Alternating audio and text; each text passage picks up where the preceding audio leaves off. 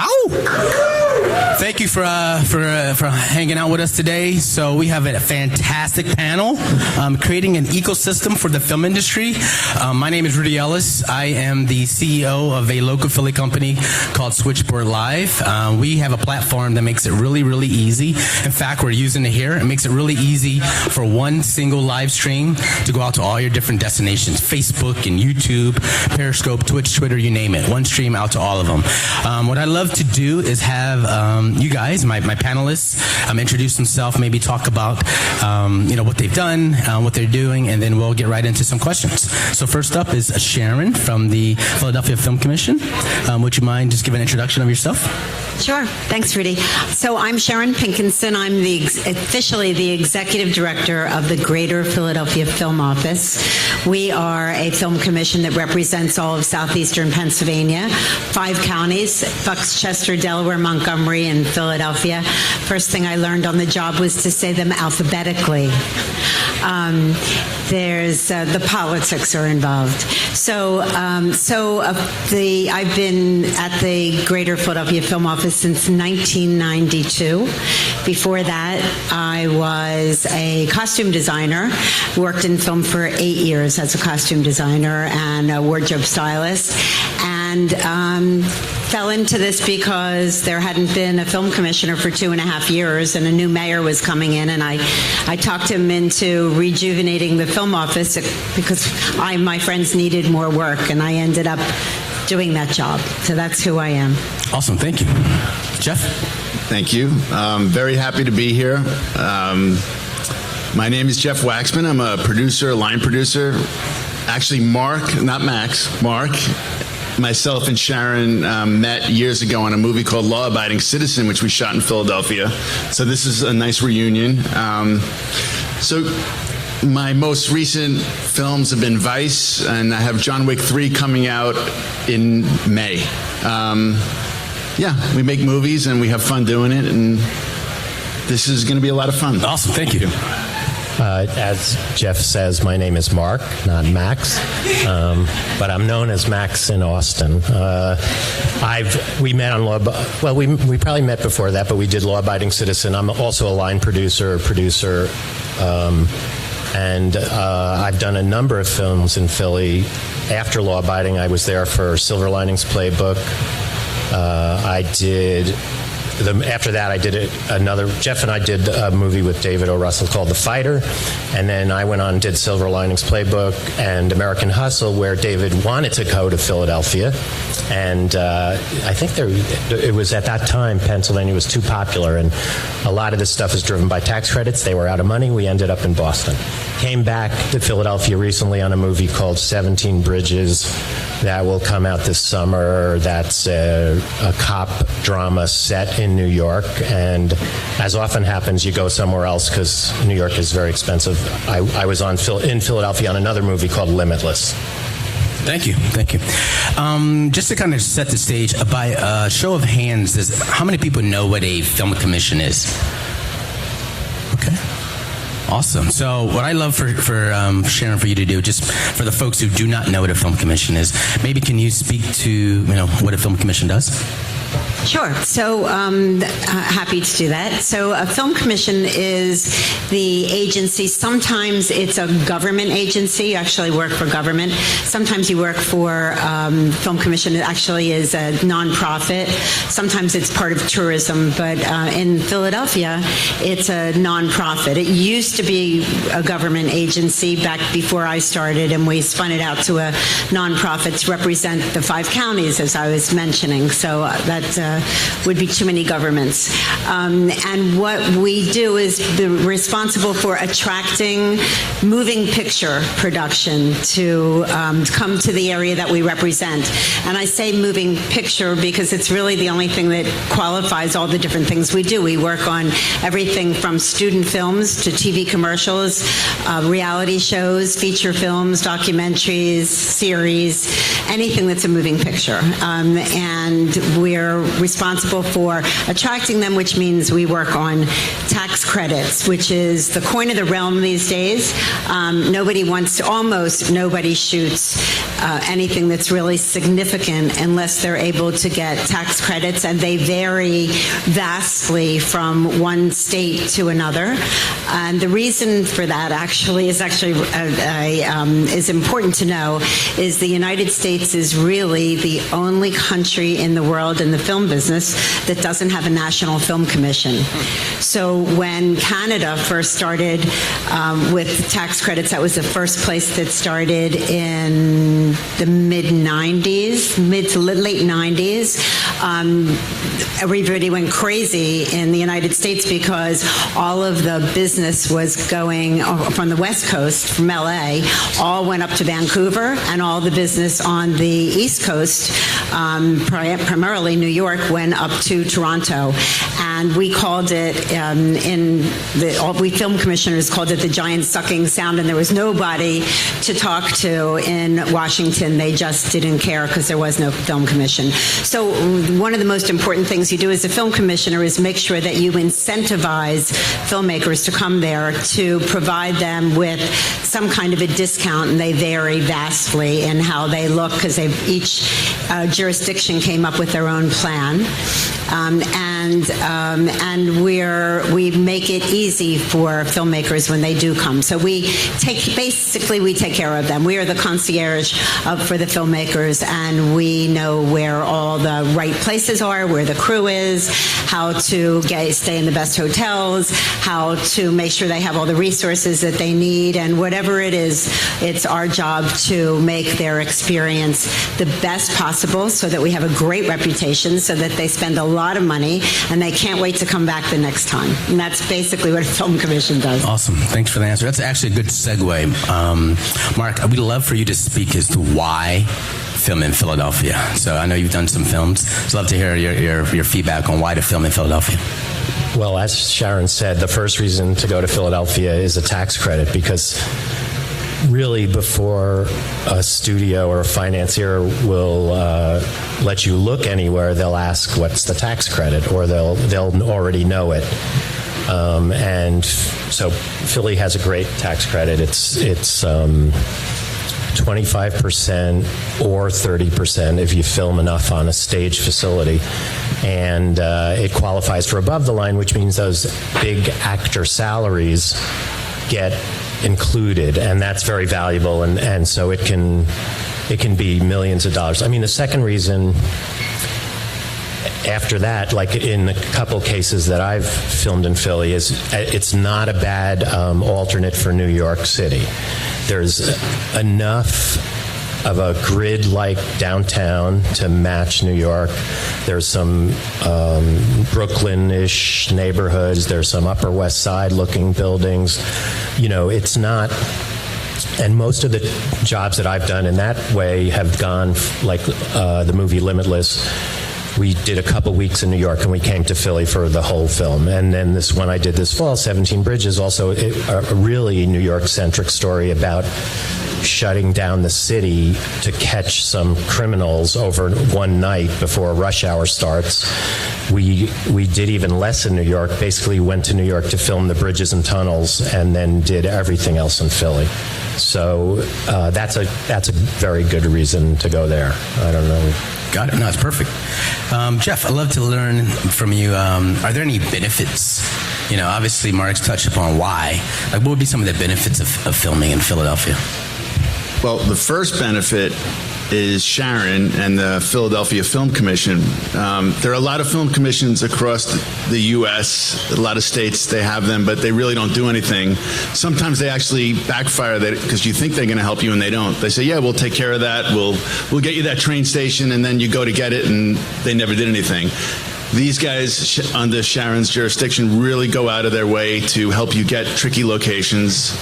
And Philadelphia is just a beautiful city with great buildings. When we did Law Abiding Citizen, we shot in the courthouse. I don't know if you remember the movie, but the courthouse for like 13 days.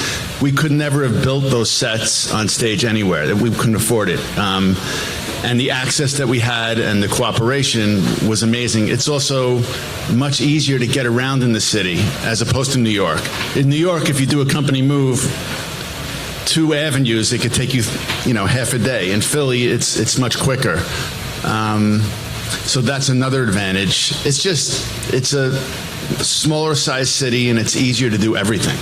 The location fees are not what they are in New York. In New York, if you watch all these New York crime shows, you see the same streets every time. The same 8 streets are overshot. In Philly, you could find something fresh and great. And the support you have from the commission, the film commission, is great. Is there another East Coast city that would be, I guess, top 3 besides obviously New York and Philly as well? I would say it, but just curious. Pittsburgh is great also. Sure. Okay. Pittsburgh's great. It's not in the East Coast. Okay, there you go. But they do have the Steelers, so it's fine. Yeah. He's a Steelers fan. Oh, that's the only reason why. Yeah. No good. But no, and Boston has similar, not as good a tax credit, and I would say way more difficult to film in, but, good crew base, interesting locations, good restaurants like Philly, very important. The actors like Philly also. That's another big thing.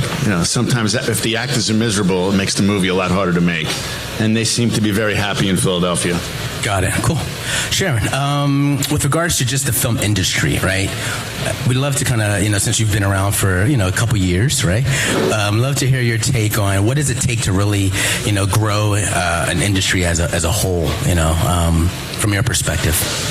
Well, it can be extremely complicated to grow a film commission in general. First of all, you really have to have government support. So you have to have support from your state for your tax credits. There are some cities who've developed a city incentive. We're actually working on that right now in Philadelphia on trying to get that extra bump.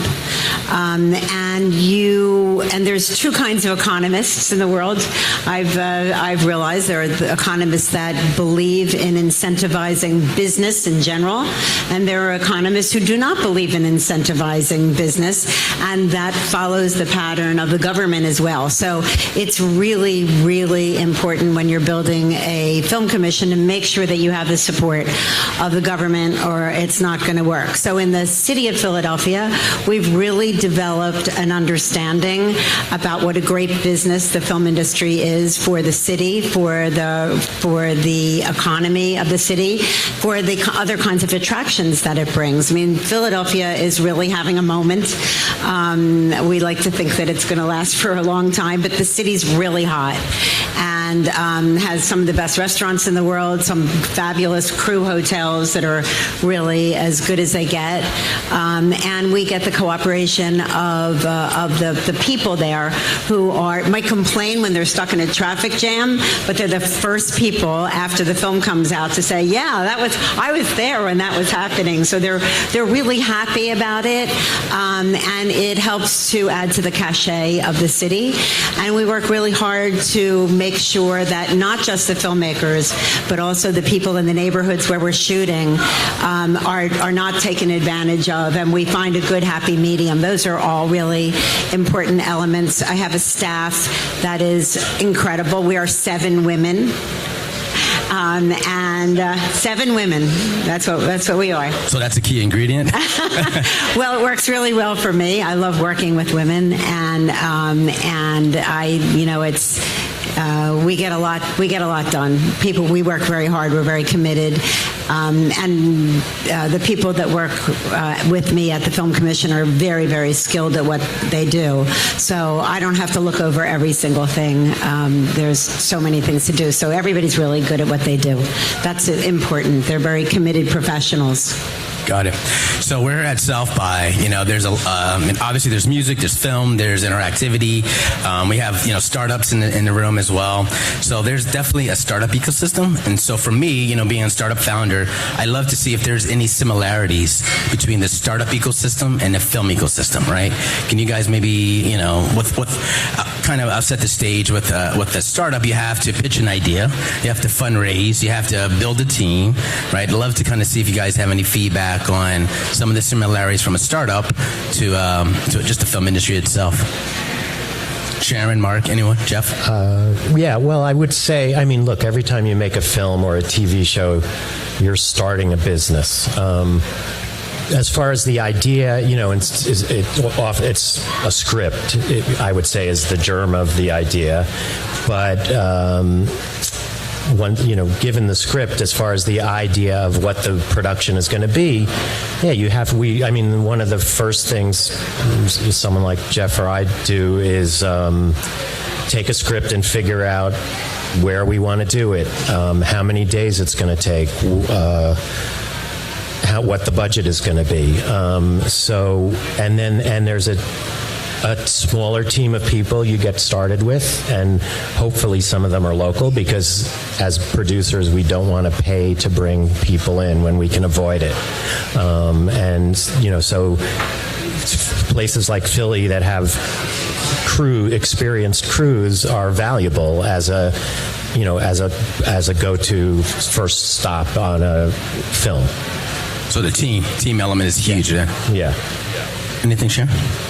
Well, I think that's a very, very good point. Is every film is a brand new business, and it's a big startup, and all of the team is very critical to the success of that startup. So in the case of the Film Commission, when you're doing this, when you're applying for the tax credit, you're not alone. We actually go through the budget with the filmmaker, line by line by line, with the accounting department or whoever is going to be filling out the tax credit application, to make sure that they maximize the opportunities that are there, and so that they don't, lose some money, that leave any money on the table in the process. And so we're very, very proactive in every single detail to help the filmmakers themselves. And again, in terms of starting a film commission, I know there's some people who are interested in how you do that. It's a startup, and like I said, convincing government and convincing whoever the funders are going to be of this process is like any other startup, and you have to show them what the upside's going to be, what the metrics are, why they should bet on this opportunity to create something that's going to really benefit the entire community, not just the filmmakers themselves, because we have to show them what the economic impact of the filmmakers are by coming to the city, and also the PR process. One of the incredible outcomes of having a film industry in your city is that people, especially if it takes place in your city, is a great opportunity for marketing. I know I recently had a brainstorm. People in tourism are always talking about how many people are on their websites, how much time they spend, 2 minutes on the website or whatever for tourism. And I'm thinking to myself, my God, we have a movie that's set in Philadelphia. They're watching Creed or Creed 2 or Law-Abiding Citizen. Well, actually, wait. And so they're watching that movie for 2 hours. I mean, that is a really great tourism marketing tool. And I can tell you that only once in an horrific storm in Philadelphia was there not a line in front of the Rocky statue. Yeah. Also, we're doing a film this fall with Idris Elba in Philadelphia, and it's a story based on these stables where these African American men are taking inner city kids and training them to take care of the horses, keeping them off the streets.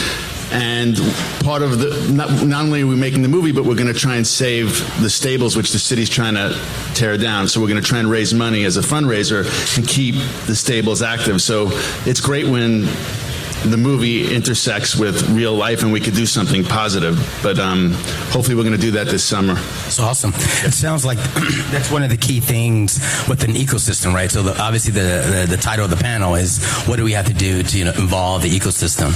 Are there other elements within the community that are necessary, whether it's facilities?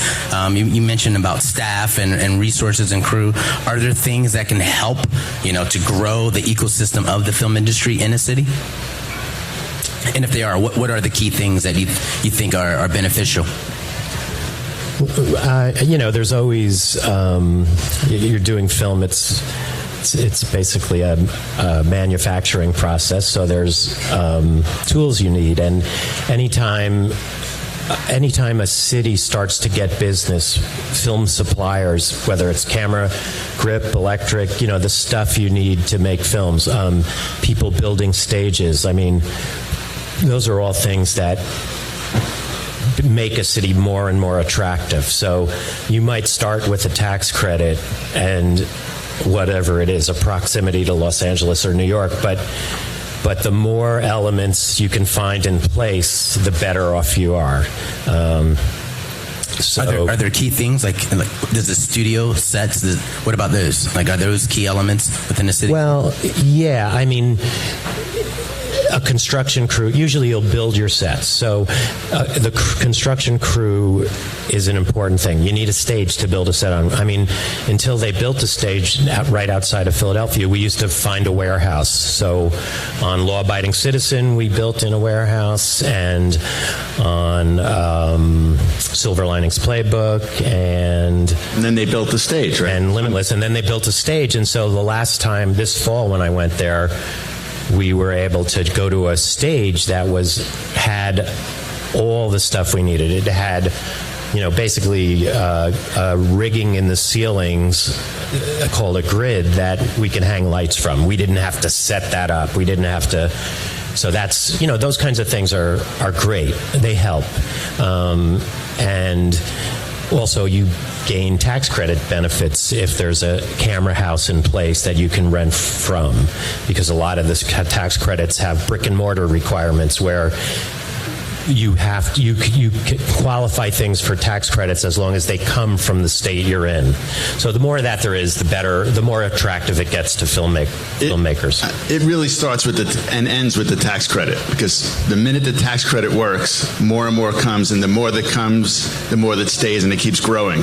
The minute the momentum stops, things start to leave. It's like a snowball. It's all a snowball, and the more films that come, the bigger and more profitable and more income comes to the city. More stages, more sets, everything. Got it. It's a moment. It is a momentum game, and right now we're in the boom era of production and content, and I think it's going to just, it's almost difficult now to make a movie to find crew. Like our favorite crew in Philadelphia, we'll go there and they'll be on something else already. So it's a catch-22, but it's a momentum play for sure. Got it. When we were chatting briefly, one of the things that came up in our conversation was an anti-film commission, right? What do you guys define, or if you have any feedback on what's a city that doesn't, appreciate, a film commission, or would be classified as an anti-film commission? Well, I think I might use that term occasionally. I live in New York, but there is a film commissioner, film commission, not even a commissioner, because it changes within 5 miles diameter of where I live. So it might be New York, it might be somewhere else, Newark, New Jersey, but that I would often call an anti-film commission. I mean, to try to get permission to do what you want to do through the commission. And it's partly a result of too much production. There are too many trucks on the street. There's too many people complaining. And they will push you, they will steer you out of neighborhoods. They will prevent you. Like when Jeff was doing John Wick 3, this spring and summer, I was getting ready to do this movie that I've been talking about, 17 Bridges. I came by to talk to Jeff and to talk to his stunt coordinator and second unit director, because these were big action movies. And basically his guys said, you go somewhere else. I mean, if you have gunfire and car crashes and all that stuff that Hollywood loves to put in movies, New York is a very difficult place to work. So it's not that they're anti-film, it's just that they have a lot to manage. So the impression on someone trying to get permission to do things is like, wow, we're like the idea of going somewhere with doing what we needed to do for 2 weeks of night shooting and with a lot of action was just going to be prohibitive in New York. Yeah. When we did John Wick 3, we wanted to use a bridge and the city said no, and then we realized the Verrazano Bridge wasn't controlled by the city. So we went around the film commission, the anti-film commission, and we got the Verrazano Bridge. We closed it down at night for a week. We did this huge action motorcycle sequence on the bridge. But there are cities across the country and states across the country. Yeah, call the film commission and you'll call and you won't get an answer, or they won't call you back for a week, or you'll find out the guy who runs the film commission also owns the equipment house. You know, it's all individually based, Which is fine if they're bribable. It's like great. Exactly. You know, that's we're used to that. Yeah. It's just So it definitely doesn't sound like that's an issue in Philadelphia, right? not in it. I mean, It definitely doesn't sound like that's an issue, the complaints or comments. I think I live in a vacuum when it comes to this. I mean, I basically created this film commission all those years ago, and my standards are extremely high. And I hear these stories and I laugh because, I mean, we like go out of our way to get what the filmmakers need. That's what keeps our reputation strong. I mean, we have a great tax credit, but it's capped. We want to get the great shows. We want to get as much production as we possibly can. So we'll do anything that we can to try to be, the most cooperative, both on the side of the places we represent and especially for the filmmakers, and try to keep everything in balance. I mean, Night Shyamalan just finished doing a first season of a television series, and he loves Center City, Philadelphia.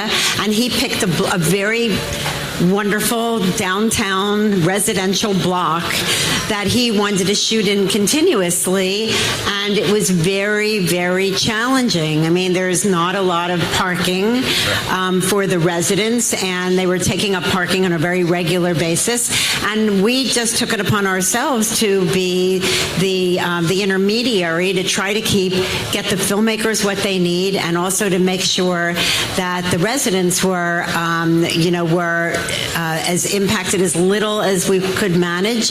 We created both sides of the street parking.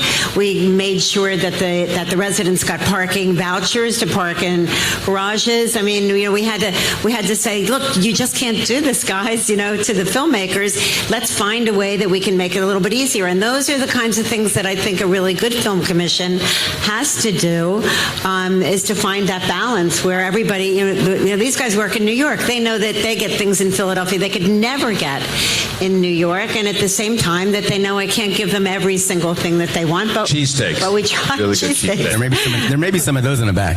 I don't know. A good question with regards to so obviously you're creating the balance for the residents when you're doing things. What about the needs of the talent, right? So they come to a city, right? So whether it's nightlife, whether it's restaurants, like how much of an impact does that have when you guys are filming to have the needs for the talent themselves? Well, I'll start on that. The filmmakers come to town, the talent comes to town. They've heard about the most popular restaurants, of which there's so many in Philadelphia. It's ridiculous, but they'll want to get in. The producers will call and say, so and so and so and so. I need a table for 8. It's Friday, and they want it for Saturday night at a place that's been booked forever on Saturday night. And so I know all the restaurateurs. They're all my friends, and that's kind of what you do. They're happy to have the celebrities. So even though they ordinarily wouldn't be able to make room for them, they'll figure it out. They'll just figure it out. So that's the concierge service that I was talking about. We have, like I said, we have great crew hotels. Recently, a couple of really amazing ones have come online, and the crew and the producers that were there, the actors, loved it. I mean, they absolutely loved it. So, you have to build that kind of a reputation. It's your responsibility as a film commission to do that very best job. You're the travel agent. How much do the actors, are they getting ingrained in the city? I mean, do they, based off some of the experiences, do they enjoy coming to Philly? I mean, are they going to some of the local gyms, or is it they're taking the train back to New York? I just kind of maybe love to share some insight on how much are they, appreciating the city itself. I think it varies. Certainly, like the movie, the 17 Bridges, I think Chadwick Boseman was in it, and Sienna Miller. They were the co-stars. And Chadwick, I think it's a contact through Sharon, or, because she knows a lot of the building owners. There's an apartment building downtown that I think on Creed 2, Michael B. Jordan stayed there. And then we got connected to it through you guys and through his people. And he ended up in this building in an apartment, and I think 3 or 4 of the people who came with him were there. He was in that neighborhood. They were in the stores. They were in the shops. He went to the gym there. He threw a midpoint party for us in the building, so he rented a facility there and had a lot of local Philadelphia businesses come by and sort of showcase their goods. Sienna, on the other hand, had a little kid, and she commuted from New York, which is a great benefit of Philly. Yeah, that probably is another benefit for us. And it's an hour and 15 minutes on the train. If an actor wants to only stay on the nights that they work overnight or have a long day, that's an option. I mean, that's a huge benefit because, first of all, you're near the New York talent pool, so there's a lot of actors in New York. We cast day players out of Philadelphia. Sometimes there's a few bigger name actors who get cast. David Morse, a few well-known Philadelphia actors, but New York is right there. It helps a lot for a film. Yeah, and that's for specialty equipment also. Like, there's nothing that you can't get within a couple hours. Yeah. Awesome. Cool. Well, I think we're probably close to the happy hour about to start. So what I'd love to kind of do is just wrap up, and then we'll do a Q&A session. Is if you had to leave one thing, what's your goal within the industry you're in, like your one mark, what would that be? If you see yourself in 10, 15 years, or whenever you're finished, what would be the one thing that you want to leave behind as a staple tenant within the industry itself? Well, that's for me, yeah. So I guess because the tax incentive is so important, I would say we get some new people up in Harrisburg, the state capital, and we get an uncapped tax credit. If I could ever achieve that, I think that would probably be the best thing that I could do, because we've already established pretty much everything else that we need in Philadelphia at this point. And if we had an uncapped tax credit, then all the other things would happen. What about you, Jeff? I think a statue of Mark and I on the Rocky Steps would be good, right? Yeah. Like, these guys were here. Yeah. That would be really fun. How about me? Yeah, there already is one. The trifecta. I honestly, it's just being part of telling great stories, and, it's just telling really good stories well in this crazy financial system that the studios have set up. Because they will make the tax credit. You can get a script about Austin, and they'll say, yeah, shoot it in Pennsylvania. Why can't you shoot it there? It's things like that, just trying to do things the right way to tell a better story. I just want one of Jeff's movies to get greenlit so I can work for him again in the capacity I'm now at. So I can teach him a few things that he never taught me. Awesome.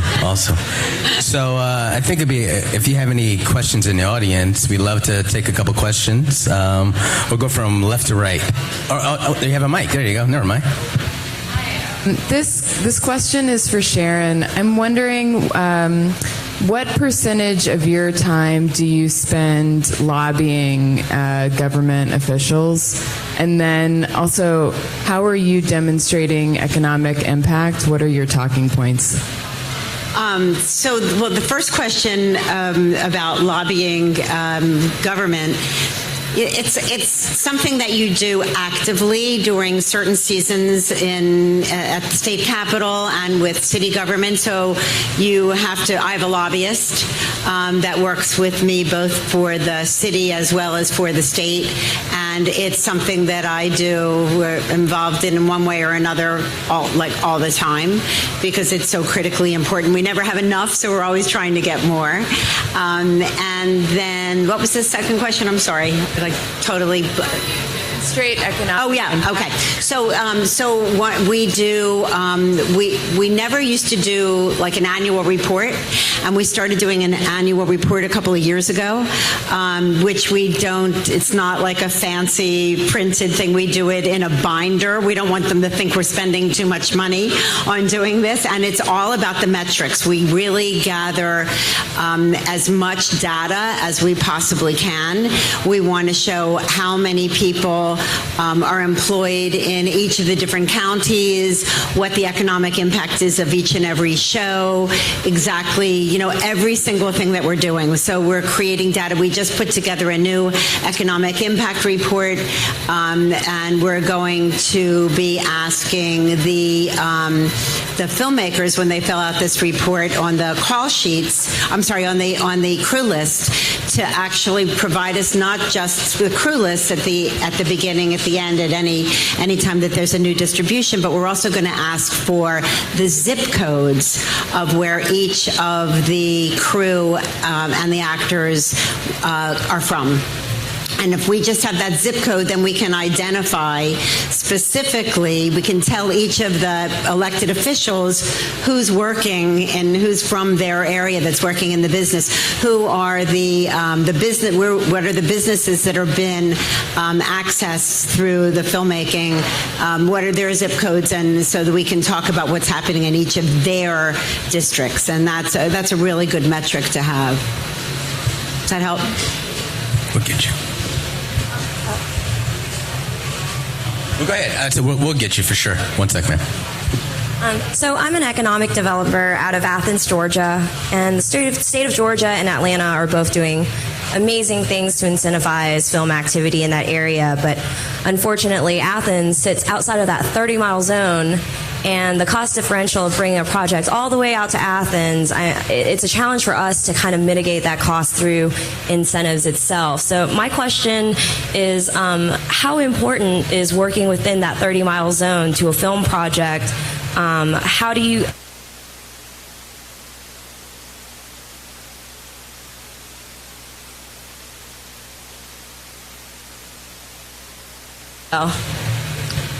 It's really a financial thing. So if you shoot outside the 30-mile zone, the minute you go outside, it adds time to everyone's pay, the crew costs.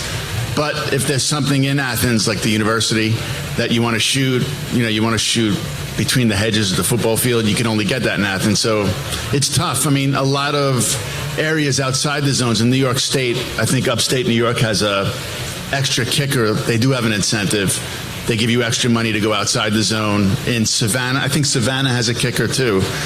So that's what I would try and do, get the state to give some kind of kicker. But it's really the script. If the script dictates it, they go outside, but we try and limit it as much as we can. Right, I agree. I mean, and so like one example I could give of a city that has tried to incentivize within the city itself is, I just did a movie in San Francisco, and so California has a rebate that it goes up by 5% if you go outside of the LA area. And then San Francisco itself has a program where it will reimburse city expenses up to, I think it's $600,000 per film, so if you can get, it's a hard thing to ask for money, right? But if you can get enough money available to filmmakers to basically cover the costs that they're going to have to spend to go outside the zone, hotels, crew, which then it makes it not an issue. Otherwise it's an issue because we do budgets and the studios look really closely at them. Yeah, in New Orleans, there's a county, Jefferson County, if you go, which is, I think it's like another 20 minutes out. So we put our office there and we got $100,000 extra, but maybe you could do it in a tax credit. But that's what I would try and do because it does make a difference. And then just to answer your question about whether any of our 5 counties are outside the zone, a little bit, yes. But typically when a filmmaker wants to shoot, they're going to be shooting in the zone. And if they have to go out of the zone for a day or two, it's not that big a deal. Yes, ma'am. Hi. I work in promoting the creative economy in Latin America and convincing governments in Latin America to promote film industry and audiovisual industry. Now, you talked about the ecosystem needed to attract a film to your city, to be a film destination. But what are some of the elements to create a great source of creatives, of writers, of great ideas, of producers, of actors? Any other elements to generate that talent and film industry from the city itself? I can speak to that. In Philadelphia, we have a lot of wonderful universities, and they have teaching programs. They teach film production, they teach writing, they teach a lot about the film industry, and we work very hard to try to keep those students in the Philadelphia area. And as a film commission, we don't only do the things that I've been talking about today, but we have a program called Greater Philadelphia Filmmakers, which is just dedicated to the indigenous film community. We have a Set in Philadelphia screenwriting competition. The finalist judges of that competition are some of the top people in the industry. I need both of you to be finalist readers. and so we get people to help support this growth of the local industry, which means you're starting to get more stories about your own location. To try to attract production that has nothing to do with where you are when you're not a film center is going to be really hard. The whole thing is a big effort. It takes a lot of dedication to build a nexus in a place that doesn't have a film industry. So you need the incentives, you need to support the local industry, you need to grow that local industry. It's a big job. But you can do it. Yeah, I actually have shot in Latin America, so I shot in Uruguay and I've shot in Brazil, and they were great experiences. But yeah, it's like maybe trying to do some internships, like bilateral with other cities, or filmmakers from there become more successful. That helps also. Any more?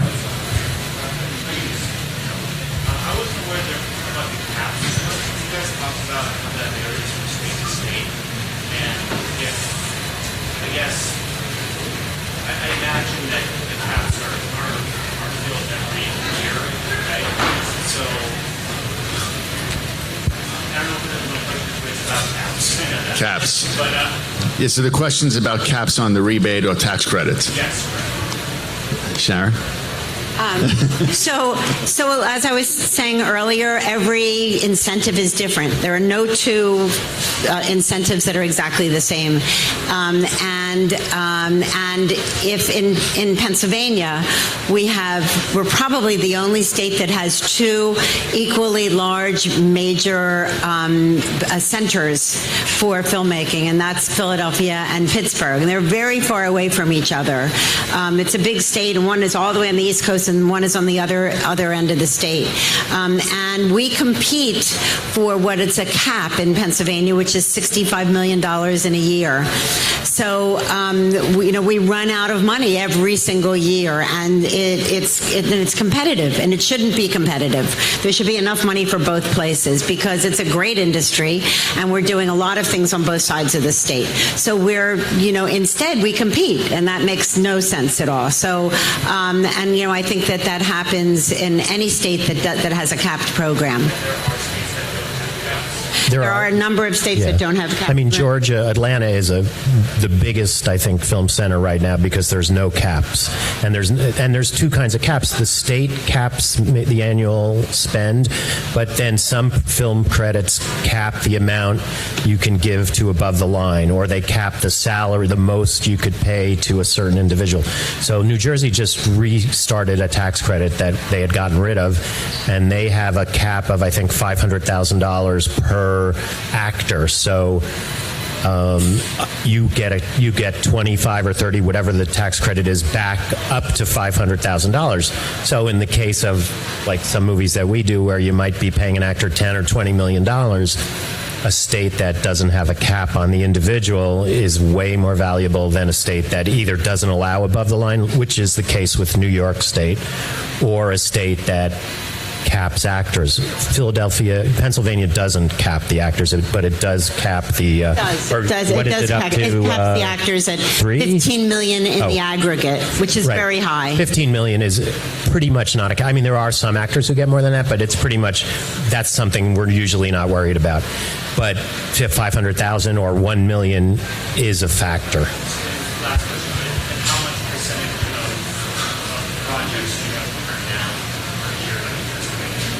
When this time of year comes, we're on a July 1 fiscal year, and by now we're like, we have no money until there's unless a show goes away, which happens. You think you're getting a show, and all of a sudden they disappear, and they're not happening, and the money goes back into the program, and that happens. It happens like every year. Something's going to fall out. An actor gets sick, and it pushes to another year. I mean, anything could happen. But right now we don't have any money until the next fiscal year, but we have projects that we know are going to start, pre-production before the fiscal year, because they've gotten promised for some money in the next fiscal year. And although it's called conditional money, the condition is that the state passes the budget and the tax credit's included, and that has never not happened. So people are used to working with Pennsylvania. They know if they've got this conditional credit, they will in fact get the credit.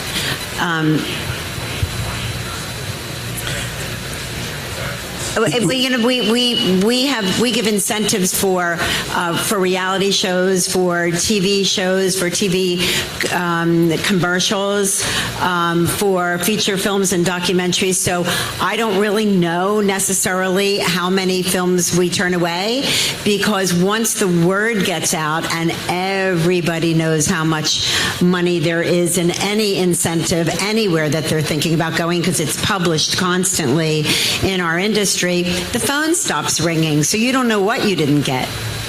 We have time for two more. If you want to speak, I'm sure, Sharon, you'll make yourself available if you have any other additional questions.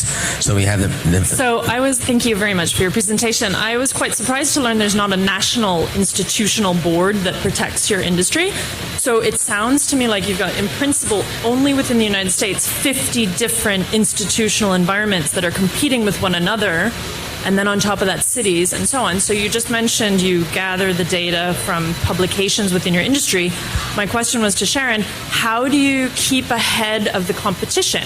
How do you measure your competitive advantage against the other environments? I hear tax incentive is number one, but how do you keep ahead of the competition? First of all, the filmmakers you're working with will tell you what your competition is. And there is at least 2 organizations that are constantly putting out newsletters, and they tell you every single time a state has a bill, there may be 3 or 4 competitive bills coming up in the same state, and we read through all of them, and we all have to stay on top of what's happening in the industry. It's very, very competitive. So it's really just a function of that. Can I just say one thing which I think is really important? We were talking about the New Jersey incentive. So people in Pennsylvania, when they heard that they were going to bring back an incentive in New Jersey, were going, oh my God, because Philadelphia is right on the Delaware River. On the other side, right next to Philadelphia, is New Jersey. So it turned out to be, I did the research on the New Jersey incentive, and in some cases, I think we're more like South Jersey than we are like the rest of Pennsylvania.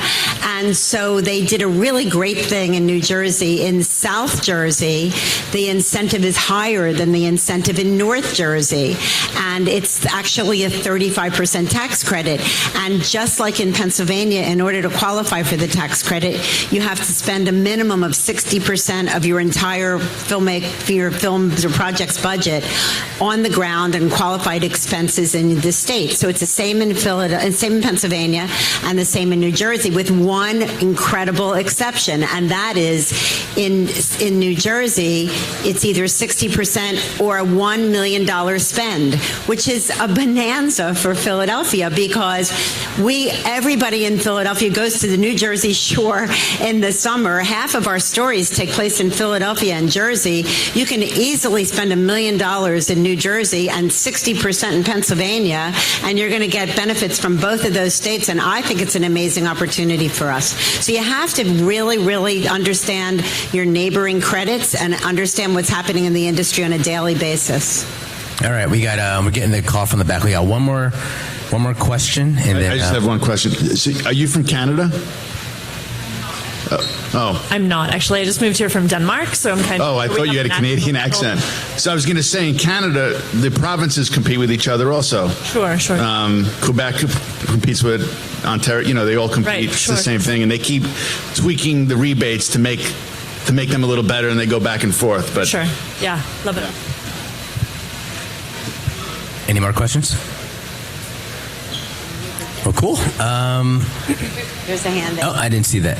Yes, ma'am. Hi, mine's a little bit more personal, and I'm a young filmmaker out of Texas A&M Corpus Christi, and I'm only 21 years old, but I've made a handful of films, and I'm just really curious about Mark and Jeff, and even from Sharon. I'd like to hear your take on, like, being, like a younger filmmaker myself. I don't really understand what's going on in the industry as much. We don't learn that part of it. We learn the art aspect of it and how to create films, but as far as like advice that you could give about entering the industry as like a young filmmaker, I'd like to hear what your thoughts are, or what you would like to say is the best bit of advice for someone like myself.